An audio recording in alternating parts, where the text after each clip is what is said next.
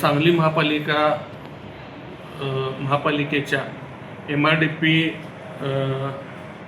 MRDPच्या संदर्भात जो शासनाकडून 592 कोटीचा निधी आला, त्या निधी संदर्भात प्रेस घेतली असताना त्या प्रेसमध्ये उत्तर देण्यासाठी ज्या पद्धतीनं अतुल मानेंनी काल टीका केली, त्या संदर्भात मला आपणास माहिती द्यायची आहे की टीका करत असताना त्यांनी राजाराम बापू बँकेच्या 3 गाळ्यांना विक्री केलेल्या गाळ्यासंदर्भात त्यांनी जो उल्लेख केला, त्या उल्लेखामध्ये मी एवढंच सांगू इच्छितो की त्यामध्ये 3 कोर्टाचे निर्णय त्या गाळेधारकांच्या वतीनं झाले आहेत.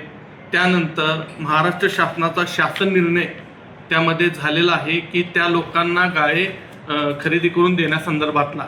तशा पद्धतीनं महापालिकेनं महासभेसमोर हा विषयपत्र त्या पद्धतीनं विषयपत्र महासभेसमोर आणलं आहे आणि ह्याची मंजुरी देत असताना अखंड सभागृहानं एकमतानं ह्या विषयाला मंजुरी दिली आहे.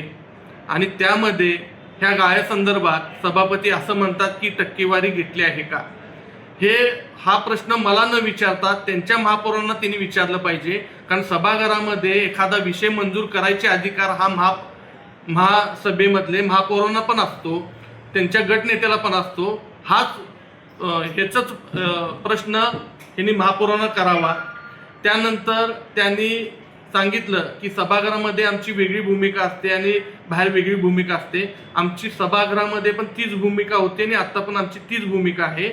दुसरा विषय, भूमिका वेगळी कशाला म्हणतात? ज्या ह्यांच्या नेत्यांनी इलेक्शनच्या आधी घरपट्टीवर सांगितले की आम्ही नागरिकांची घरपट्टी वाढवणार नाही आणि इलेक्शन झाल्यावर 4-5 महिन्यामध्ये ज्या नागरिकांवर घरपट्टी लादून जो बोजा वाढवलाय, ज्या नागरिकांच्या खिशाला कात्री मारले, ह्याला दुटप्पी भूमिका म्हटली जाते. हे त्यांनी लक्षात समजून घ्यावं. आणि आमच्यामध्ये कुठलेही गट नाही आहेत. आमच्या काँग्रेस पक्षामध्ये विभाग असतात. महिला काँग्रेस, सेवादल काँग्रेस, युवक काँग्रेस, असे वेगवेगळे विभाग आहेत आणि ते सगळे विभाग आम्ही एकत्र एका विचारानं 20 नगरसेवक आम्ही काम करतो.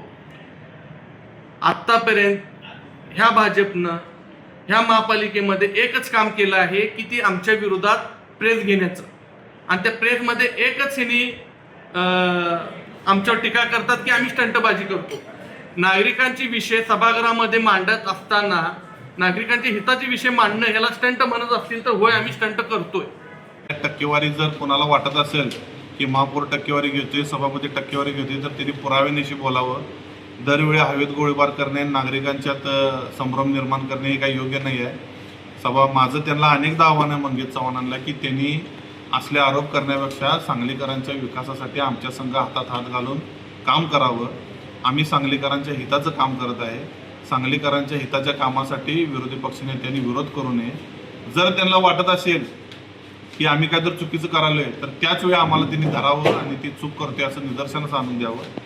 पण चूक न करता, काही विषय न होता उगाचच लोकांच्यात पेपरला येते म्हणून टक्केवारी म्हणणे योग्य नाही आहे.